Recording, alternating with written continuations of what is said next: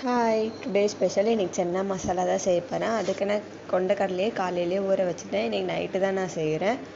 இதை குக்கரில் வச்சுட்டு கொஞ்சமாக தண்ணி, தேவையான அளவு உப்பு போட்டு நல்லா 5 விசில் வர வரைக்கும் நல்லா வேக வச்சுக்கணும். நெக்ஸ்ட்டு ஒரு பேனில் மிளகு, சீரகம், சோம்பு, பிரிஞ்சி இலை, பட்டை, ஏலக்காய், கிராம்பு இது எல்லாத்தையும் போட்டு லைட்டாக ரோஸ்ட் பண்ணிவிட்டு இதை நல்லா அரைச்சி வச்சுக்கலாம். நெக்ஸ்ட் அதே பேனில் கொஞ்சமாக எண்ணெய், 2 வெங்காயத்தை பொடியாக நறுக்கி வச்சுருந்தேன், அதையும் சேர்த்துட்டு கொஞ்சமாக இஞ்சி பூண்டு பேஸ்ட்டு, பச்சை மிளகா இது எல்லாத்தையும் போட்டு நல்லா வதக்குறேன். இது நல்லா வதங்கினா 2 தக்காளி நான் அரைச்சி வச்சுருந்தேன், அரைச்ச பேஸ்ட்டை இதோடு சேர்த்து நல்லா வதக்கிட்டு இதில் கொஞ்சமாக கரம் மசாலா, மல்லித்தூள், மஞ்சத்தூள், தனி மிளகாத்தூள், தேவையான அளவு உப்பு போட்டு நல்லா வதக்கணும்.